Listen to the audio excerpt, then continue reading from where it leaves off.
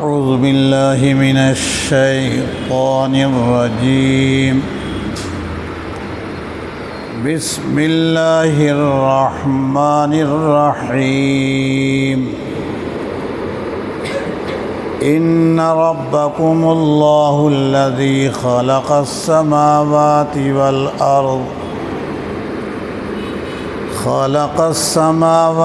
والأرض في 6 أيام ثم استوى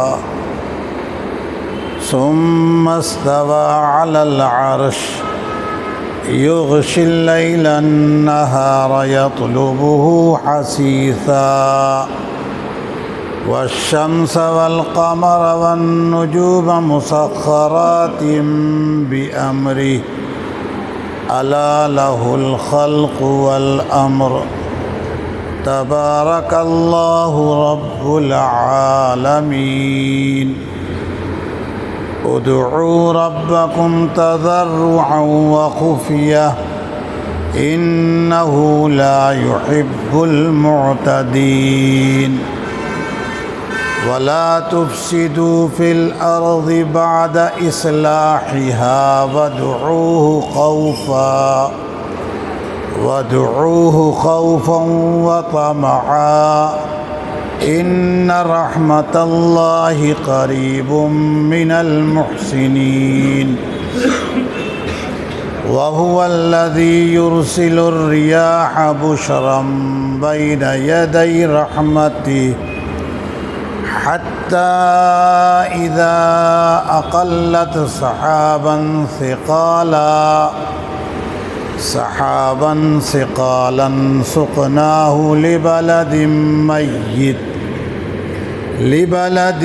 ميت فأنزلنا به الماء فأخرجنا به من كل الثمرات كذلك نخرج الموتى لعلكم تذكرون. والبلد الطيب يخرج نباته بإذن ربه والذي خبث لا يخرج إلا نكدا كذلك نصرف الآيات لقوم يشكرون. صدق اللہ العظیم. آپ کے سامنے پارہ نمبر 8 سورت نمبر 7 سورۃ الاعراف کی آیت نمبر 54 سے 58 تک تلاوت ہوئی ہے. اللہ تعالیٰ فرما رہے ہیں ان ربکم اللہ الذی خلق السماوات والارض فی 6 ایام. تم لوگوں کے رب یقیناً وہی اللہ ہیں جنہوں نے آسمانوں کو اور زمین کو 6 دنوں میں پیدا کیا. ثم استوى علی العرش، پھر تخت پر جلوہ فرما ہو گئے. یغشی اللیل النہار یطلبہ حثیثا، وہ دن کو رات سے اس طرح ڈھانپتے ہیں کہ رات دن کو جلدی سے آ پکڑ لیتی ہے.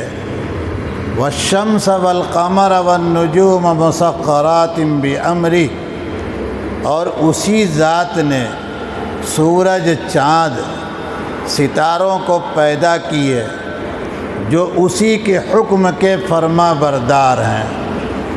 الا لہ الخلق والامر، آگاہ رہو پیدا کرنا انہی کا کام ہے اور حکم انہی کا چلتا ہے.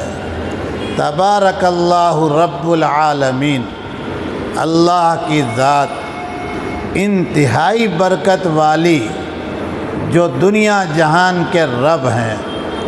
ادعوا ربکم تضرعا وخفیہ، تم اپنے رب سے گڑ گڑا کر چھپ کر دعا کرو.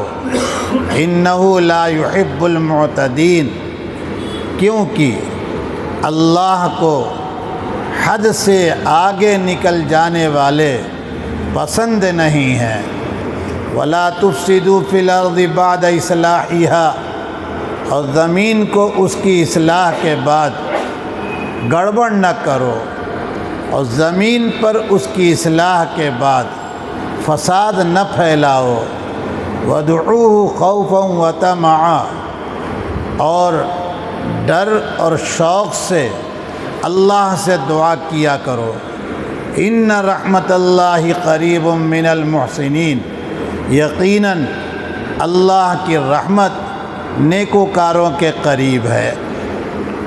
وَهُوَ الَّذِي يُرْسِلُ الرِّيَاحَ بُشْرًا بَيْنَ يَدَيْ رَحْمَتِهِ، وہی ذات ہے جو اپنی باران رحمت سے پہلے، جو بارش سے پہلے خوشخبری دینے والی ہوا چلاتا ہے۔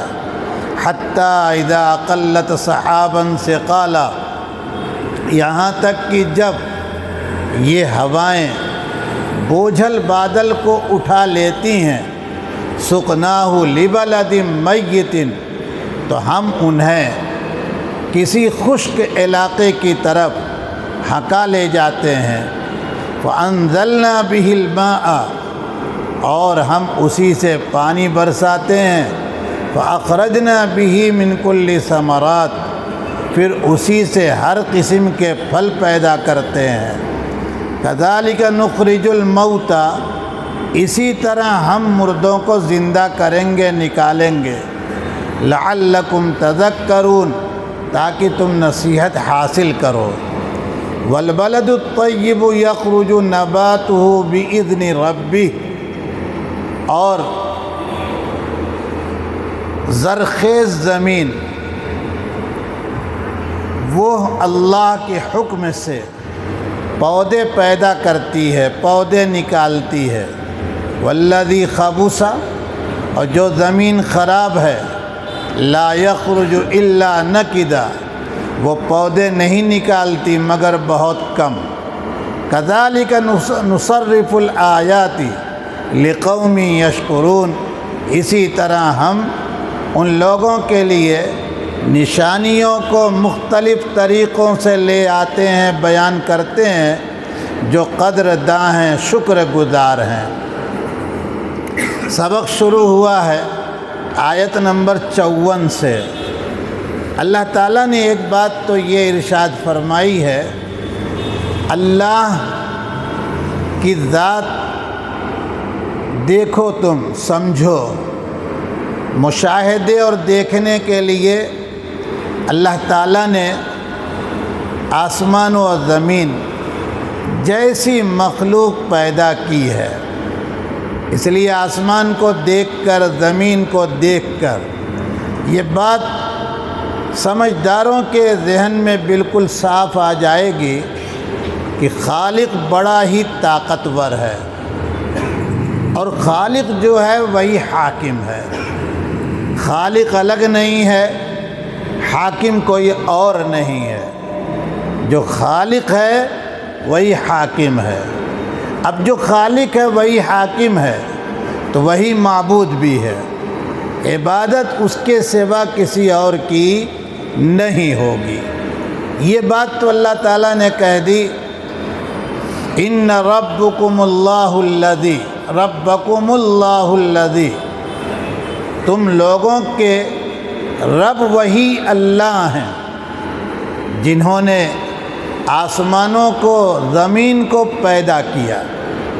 لیکن آگے ایک بات کہہ فرمائی، فی ستۃ ایام، 6 دنوں میں۔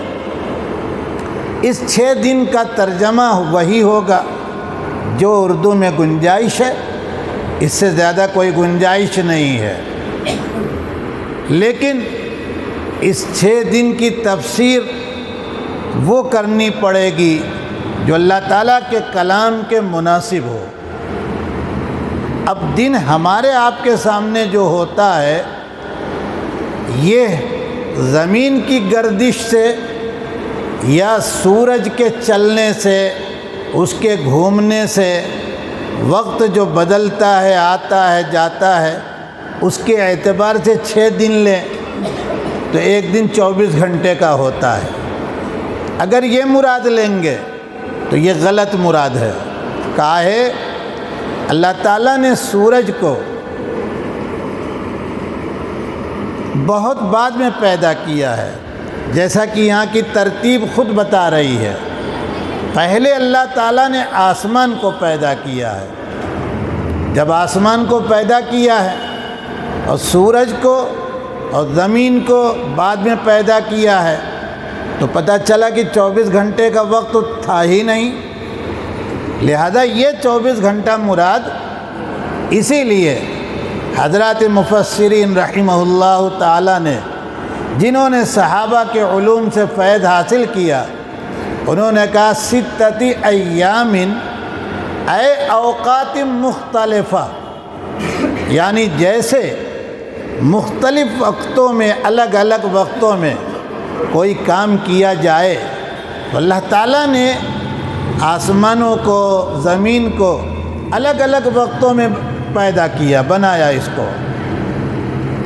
اور یا تو مطلقاً یوں کہا جائے کہ اللہ تعالیٰ نے آسمان و زمین کے پیدا کرنے میں وہ وقت لگایا، وہ وقت استعمال کیا جو ہمارے آپ کے سمجھنے کے لیے تقریباً 6 دنوں کا ہوتا ہے، کیونکہ یہ کلام اللہ کا آ رہا ہے جبرائیل و میکائیل، اسرافیل، عزرائیل، ملائکہ کو سمجھنے اور سمجھانے کے لیے نہیں، بلکہ یہ کلام نازل ہو رہا ہے انسانوں کے دستور حیات کے طور پر، انسانوں کی ہدایت کے لیے، انسانوں کی رہنمائی کے لیے۔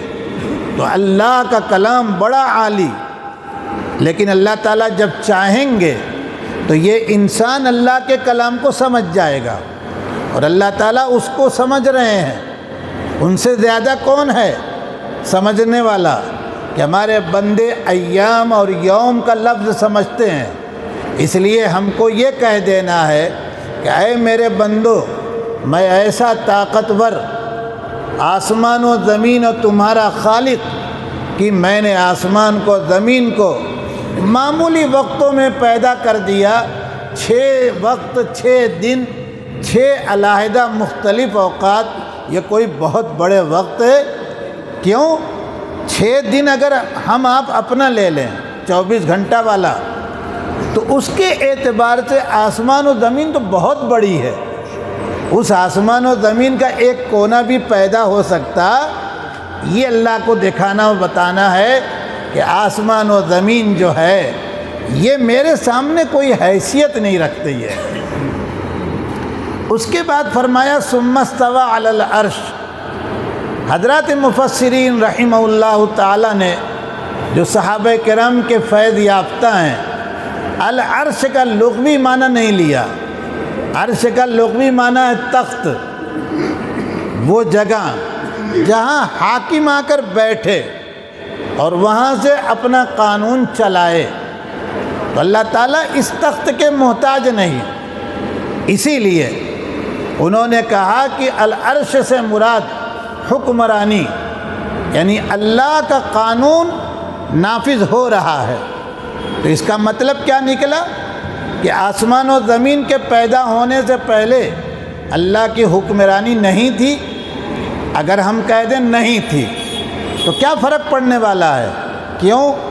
حاکم کا حکم چلے گا محکوم پر، رعایا پر، مخلوق پر، اور آسمان و زمین سے پہلے کوئی مخلوق تھی تو اللہ تعالیٰ نے جب آسمان و زمین کو پیدا کر دیا تو مخلوق آ گئی، محکوم آ گیا، تابع آ گیا۔ اب اللہ تعالیٰ اپنا آرڈر نافذ کر رہے ہیں۔ مثلا اے آسمان تم ظالم بن کے مت رہنا، اے آسمان کچھ قومیں پیدا ہوں گی ناسمجھ، تم کو سورج دادا کہیں گی، دیوتا کہیں گی تو تم خوش نہ ہونا۔ اے زمین تم کسی کو نگل نہ لینا اپنی مرضی سے، یہ حکومت چل رہی ہے۔ اسی لیے کہا ثم استوى علی العرش۔ میں نے یہ بات حضرات مفسرین کے علم سے سمجھنے کی اس لیے کوشش کی ہے کہ اس عرش کی تشریح میں، تفسیر میں ہمارے مسلمانوں میں دو طبقے ہو گئے۔ ایک نے یہ کہا کہ عرش پر بحث نہ کیجیے، انکار کر دیجئے کہ عرش نہیں ہے، نہیں عرش مخلوق ہے عرش، تو پھر کیسا ہوگا؟ اسی لیے لوگوں نے پھر اپنا ہاتھ اور زبان پیچھے کر کے یہ کہا اللہ کی ذات جیسی ہے ویسے ہی اس کا عرش ہوگا۔ اور ایک جماعت نے انکار کر دیا مسلمانوں کی کہ عرش ورش نہیں ہے۔ اس کے بجائے آپ یہ کہیں کہ یہاں عرش سے مراد حکمرانی ہے، آرڈر دینا۔ تو اللہ تعالیٰ پہلے کیوں نہیں آرڈر دے رہے تھے؟ کس کو آرڈر دیتے؟ جب مخلوق نہیں پیدا کی تو آرڈر کس کو دیں گے؟ اب مخلوق پیدا ہو گئی ہے تو اس کو آرڈر کی ضرورت ہے، اس کو نظام صحیح رکھنے کی کیا ہے؟ ضرورت ہے۔ یغشی اللیل النہار یطلبہ حثیثا، اللہ اپنی طاقت بتا رہے ہیں، خالق ہونے کے بعد قدرت میری دیکھو کہ میں وہ ذات میری ہے کہ دن کو رات سے میں ڈھانپ دیتا ہوں، چھپا دیتا ہوں، اور اس طرح چھپا دیتا ہوں کہ گھڑی بتاتی ہے ہماری آپ کی کہ ابھی صاحب 5:40 ہوئے ہیں، اور یہ 40 سے 58 اور 57 کب ہو گیا کسی کو پتہ؟ اندھیرا ہو رہا ہے۔ گھڑی پر نظر پڑی کہ ارے مؤذن صاحب کھڑے ہو گئے مائک کے سامنے، کہا صاحب ٹائم ہو گیا، رات آ گئی کہ نہیں آئی؟ لیکن اس رات کے آنے میں کوئی ہٹو بچو کا اعلان ہوا اور رات آئی پورے اپنے جمال کے ساتھ۔ اس نے دن کے جلال کو، دن کی گرمی کو ایسا ٹھنڈک میں تبدیل کر دیا کہ لگتا ہی نہیں کہ کبھی دن آیا تھا۔ یہ خالص میری طاقت، میرا نظام ہے، اس میں کسی بھی مخلوق کا کوئی دخل وخل کہیں نہیں ہے۔ اسی کو فرماتے ہیں حسیسہ۔ حسیس کے حسن کے معنی اصل میں بڑی ہا اور سا کے معنی آتے ہیں جلدی سے کسی چیز پر قابو پانا، لیکن یہ لغت ہر جگہ استعمال نہیں ہوگی کیونکہ اللہ تعالیٰ نے اس کو دن اور رات کے ساتھ استعمال کیا ہے۔ تو پتہ چلا کہ رات جو آ رہی ہے وہ اس انداز سے آتی ہے کہ اپنا جمال لے کر اور دن کا جلال اور گرمی جو ہے اس کو بالکل ختم کر دیتی ہے، اس کا پھر کوئی وجود ہوتا نہیں ہے۔ اس کے بعد فرمایا والشمس والقمر والنجوم خلق السماوات والارض، خلق الشمس والقمر والنجوم۔ یہ جو سورج ہے جس کو ناسمجھوں نے معبود بنایا ہے، یہ چاند ہے جس کو بے وقوفوں نے خدا بنا لیا ہے، ستارے ہیں جو بہتوں کے ہاں ان کی مستقل پوجا ہو رہی ہے مختلف قوموں کے ہاں، فرمایا ان کا کوئی وجود نہیں ہے، سب میری مخلوق ہیں، میں ہی ان کا خالق، اور یہ سارا نظام میری طاقت سے چلتا ہے۔ کسی ستارے کے اندر یہ قوت اور طاقت نہیں ہے کہ وہ اپنے وجود پر گھمنڈ کر لے اور جہاں چاہے وہاں طلوع ہو جائے اور جہاں چاہے وہاں چلا جائے۔ یہ میں نے فٹ کر رکھا ہے، ہم آپ غور نہیں کرتے۔ چاند کے قریب ایک بڑا ستارہ ہوتا ہے جس کی روشنی خاص طور سے ان دنوں میں جب چاند ڈوبنے کے قریب ہوتا ہے یا دیر میں نکلتا ہے تو اس کی روشنی زیادہ پھیلتی ہے۔ میری عمر اتنی ہوئی، مجھ سے بھی عمر میں بڑے آپ حضرات ہیں، آپ بتائیے ہم نے جب بھی دیکھا تو وہیں ملا کہ نہیں ملا؟ اسی لیے چاند کے نکلنے کے دن جب نظر نہیں آتا تو کہتے وہ ستارہ کہاں ہے، وہ ستارہ کہاں ہے؟ تو لوگ کہتے یہ کیا سامنے؟ تو کہا بس یا تو اسی کے دائیں بائیں ہوگا اور یا نہیں نکلا ہے۔ اتنا یقین اور اتنا اعتماد کیوں؟ اللہ تعالیٰ نے اس کی ڈیوٹی وہیں لگا رکھی ہے، ایک بال برابر کہیں آگے پیچھے ہونے والا۔ اسی لیے فرمایا مسخرات بامرہ، اسی کے حکم کے فرما بردار یہ ہیں۔ اب اللہ تعالیٰ نے یہ جو ساری باتیں بیان کی، اپنی مخلوق کو پیدا کرنے کی طاقت قوت دکھائی، کیوں؟ سمجھیے دو سبق ملا کہ مختلف قومیں مختلف انسانوں کی ٹولیاں جو ناسمجھ ہوں گی وہ ان مخلوقوں کو طاقت اور قوت میں اپنے سے زیادہ دیکھ کر ان کو خدائی اور ایشور اور بھگوان کا درجہ دے دیں گی۔ اے وہ لوگو جو میرے بن کے رہتے ہو، تم کو میرے ساتھ تعلق پیدا کرنا اگر ہے تو تم ان کو مخلوق ہی رکھو، ان کو ایک ذرے کا طاقتور سمجھنے کی ضرورت نہیں ہے۔ دوسری بات یہ مسخرات بامری سے جو سبق ملا، جیسے اتنی بڑی مخلوق سورج، چاند، ستارے، آسمان و زمین سب میرے حکم کے تابع ہیں، حالانکہ ان کو میں بہت سی وہ نعمتیں اے انسانوں جو تم کو دے رکھا ہوں ان نعمتوں سے وہ محروم ہیں، لیکن وہ جو فرما برداری میرے احکام کی کرتے ہیں اے انسانوں تم سے ہوتی۔ اسی لیے فرمایا الا لہ الخلق، آگاہ رہو، پیدا کرنے کا کام صرف کس کا ہے؟ سمجھ میں کچھ بات آئی کہ نہیں آئی؟ ہمیں اپنا عقیدہ درست رکھنا چاہیے۔ اللہ کے ماں سوا کسی نبی، ولی، پیر سے، حتیٰ کہ امام الانبیاء سے بھی اپنی خود اختیار سے کوئی کام ہونے جانے والا نہیں ہے۔ ارے سمجھ میں کچھ بات آئی کہ نہیں آئی؟ حضرت صلی اللہ علیہ وسلم بھی جب تک اللہ تعالیٰ اختیار نہیں دیتے تھے تب تک کچھ آپ کر پاتے تھے نہیں۔ اس لیے عقیدہ توحید صاف ستھرا یہی بنے گا کہ ہر ذرہ، ہر کام، ہر چیز اللہ تعالیٰ کے قبضہ قدرت میں ہے۔ والامر، حکم بھی اسی کا چل رہا ہے۔ آپ کہیں کیسے چل رہا ہے؟ چل رہا ہے۔ یہ اور بات ہے، ہماری سمجھ بہت کم ہے۔ وہ کبھی بڑے سے بڑے ظالموں سے وہ کام لیتی ہے جو کسی ولی سے بھی وہ کام ہوتا نہیں ہے۔ سمجھ میں بات آئی کہ نہیں آئی؟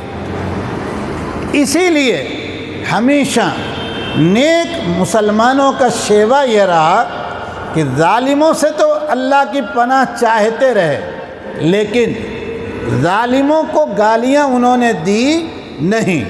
ہاں، ان سے بچنے کا طریقہ وہ ڈھونڈتے رہے، اور مکمل جو طریقہ ملا سیرت نبوی میں اس کے مطابق وہ ظالموں سے اپنی حفاظت کا انتظام کرتے رہے، لیکن دل کے اندر ذرہ برابر ان کا کوئی خوف رکھا نہیں۔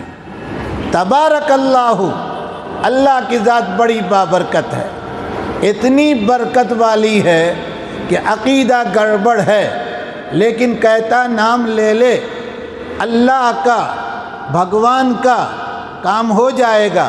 اللہ تعالیٰ ایسے موقع پر کام کر کے بتاتے ہیں کہ لے، سمجھ رہے ہیں کہ نہیں؟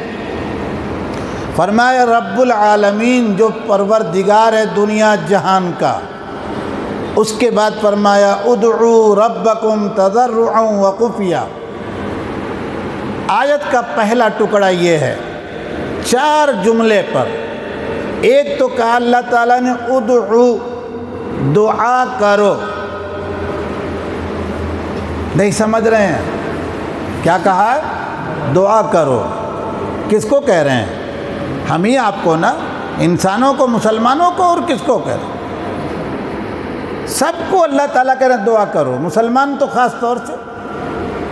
اب آپ دیکھ لیجئے کتنی دعا ہم کرتے ہیں۔ امام الانبیاء نے اسی لیے دعا کی فضیلت اور اہمیت بہت بیان کی۔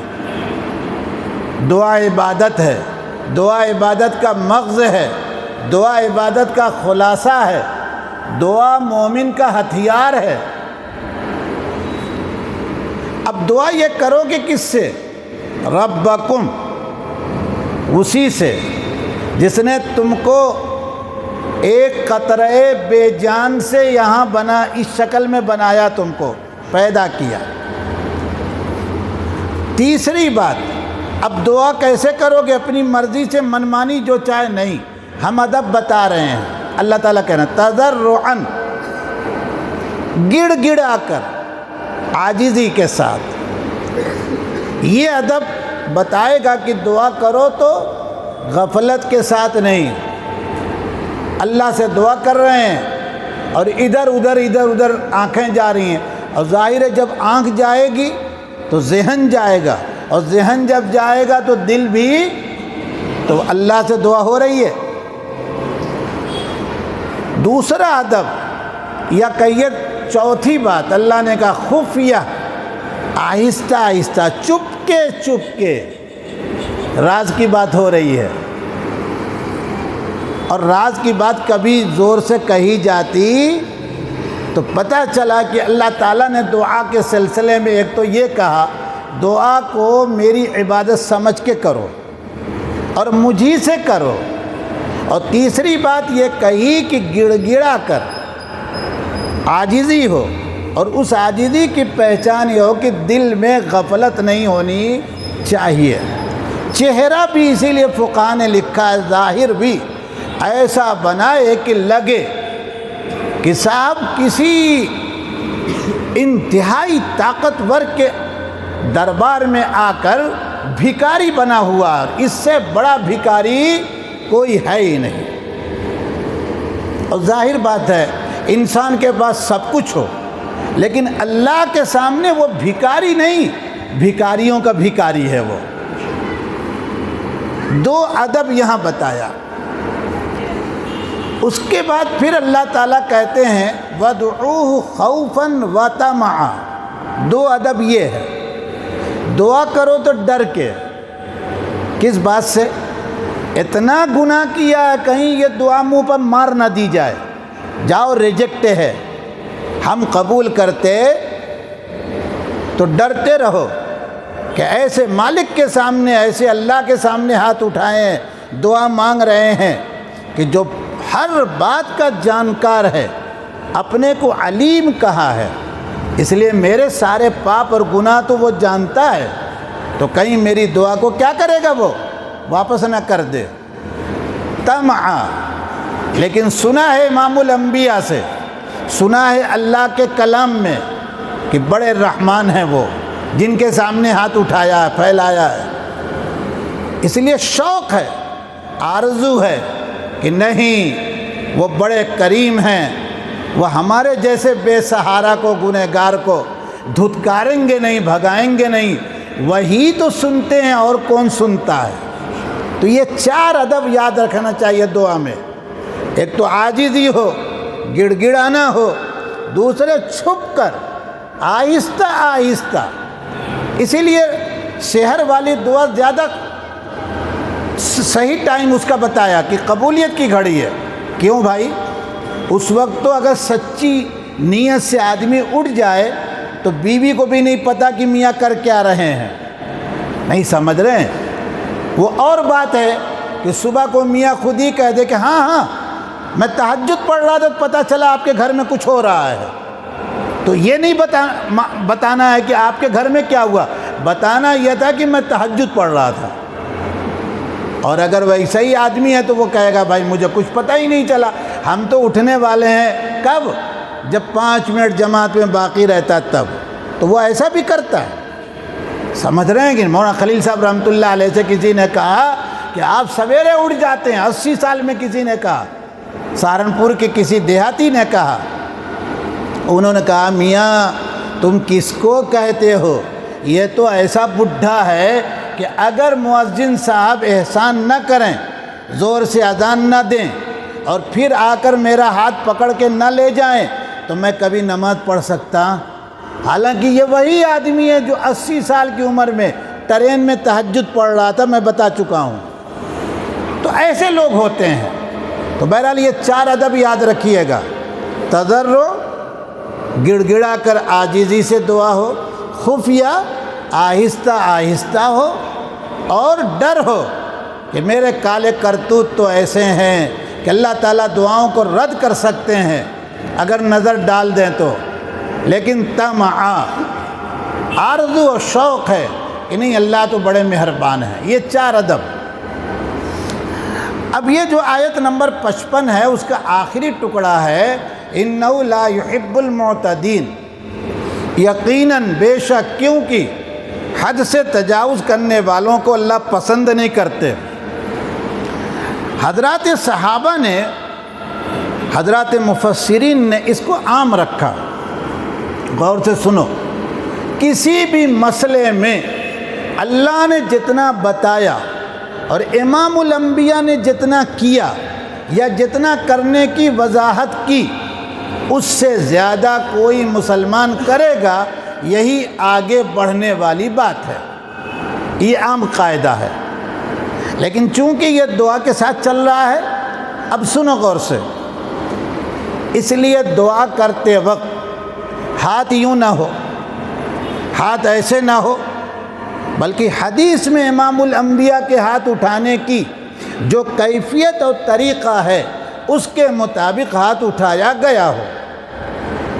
غفلت نہ ہو، ابھی کہہ چکا ہوں.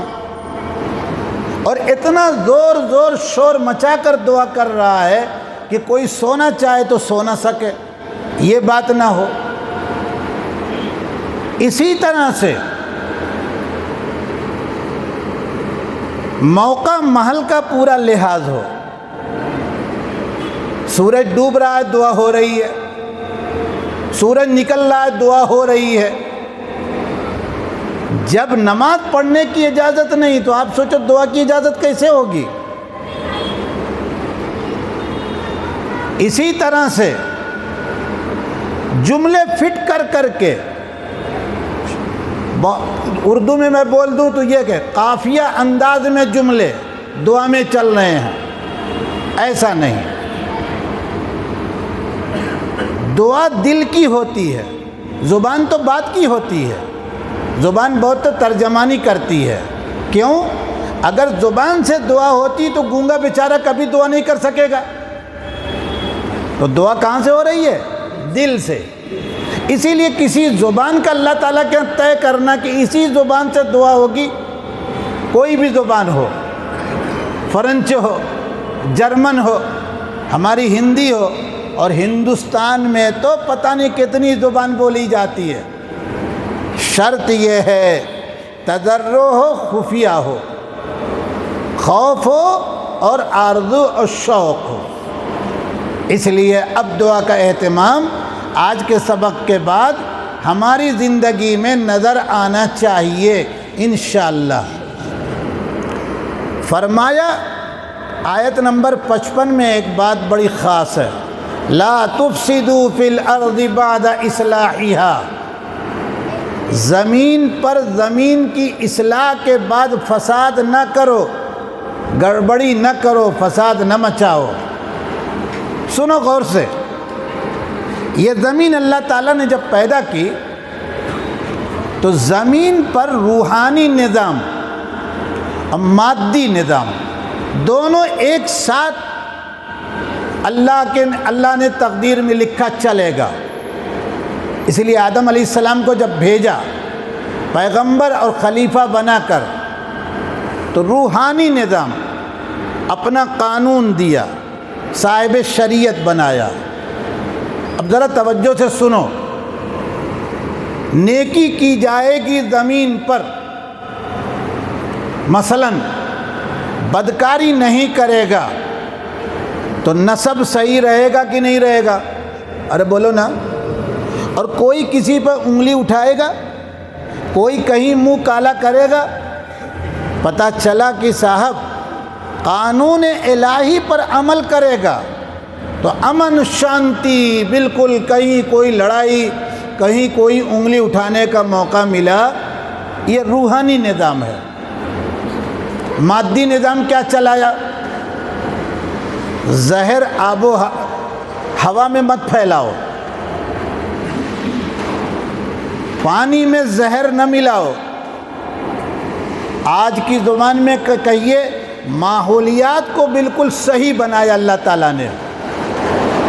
یہی وجہ تھی کہ ایک وقت شہر کے مقابل میں دیہاتوں میں رہنا لوگ کیا کرتے تھے، اور اسی سوچ کے مطابق شہروں میں بھی شجر کاری اور بڑے بڑے خوبصورت پارک بنائے گئے کہ بھئی یہاں آبادی زیادہ ہوتی ہے تو تھوڑی ہی دیر کے لیے لوگ یہاں آئیں، اچھی ہوا لیں.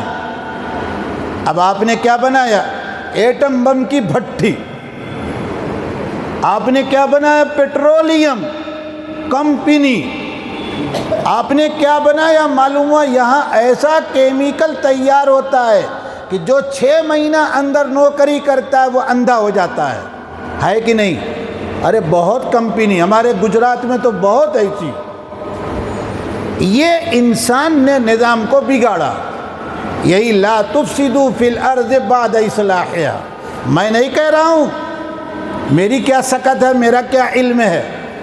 حافظ ابن کثیر رحمۃ اللہ علیہ، علامہ آلوسی رحمۃ اللہ علیہ، کتنے 100 سال پہلے کے لوگ یہی تقریر کر رہے ہیں جس کا مفہوم میں آپ کو سنا رہا ہوں۔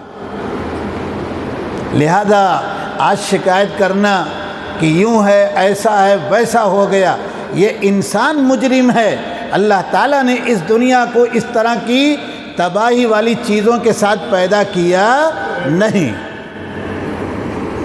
اب فرمائے جب دعا کرو گے شوق اور تمنا کے ساتھ، ڈر کے ساتھ، ان رحمت اللہ قریب من المحسنین، یقیناً اللہ کی رحمت نیکوکاروں کے لیے، مسلمانوں کے لیے، مومنوں کے لیے بہت قریب ہے۔ اور جس کو اس بات کا یقین ہو جاتا ہے وہ اسباب کے چکر میں نہیں پڑتا، وہ اس دعا کی فکر میں رہ کر اور اپنے 1000-1500 کو لے کر کھلے میدان میں اللہ کے دین کو بلند کرنے کے لیے بظاہر کوئی سبب نہیں ہے، بالا کوٹ میں جا کے جان اللہ کے حوالے کر دیتا ہے۔ کیوں؟ اس کو اپنی دعا پر اعتماد ہے۔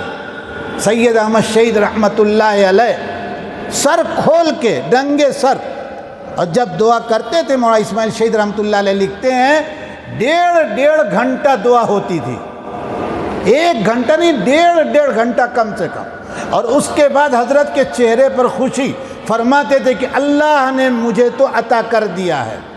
اور جب شہادت ہوئی ہے اس سے 1 گھنٹہ پہلے دعا میں بیٹھے رہے اور وہاں سے اٹھے ہنس کے اور کہا اللہ نے میری مراد پوری کر دی ہے۔ مولانا اسماعیل صاحب کو کہا آپ دیکھتے رہیے، اپنے دوستوں کی خبر کیجئے، میں تو چلا۔ اس کے بعد سید صاحب پھر نظر آئے نہیں۔ تو دنیا میں اللہ تعالیٰ نے ایسے دیوانوں کو پیدا کیا ہے، ہم دیوانہ کہتے ہیں۔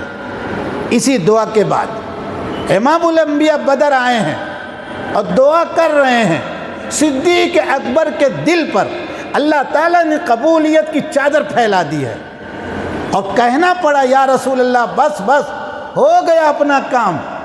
اور اس کے بعد جبریل آ رہے ہیں، اور اتنے گھوڑے کے ساتھ اور اتنی فوج کے ساتھ، اور پھر ایسے 3000 5000 جو بھی ہو سب کے ساتھ آ رہے ہیں۔ اے کاش ہم کو تھوڑی دیر کے لیے بھی اللہ پاک ایسی چیز دے دیتے نا تو کایا پلٹ جاتی۔ کایا لفظ بالکل اپنے یہاں کا، یعنی نقشہ بدل جاتا۔ آگے چلیے، اب کچھ نہیں ہے، 2 آیت خالی دیکھیے، ترجمہ ہو چکا ہے۔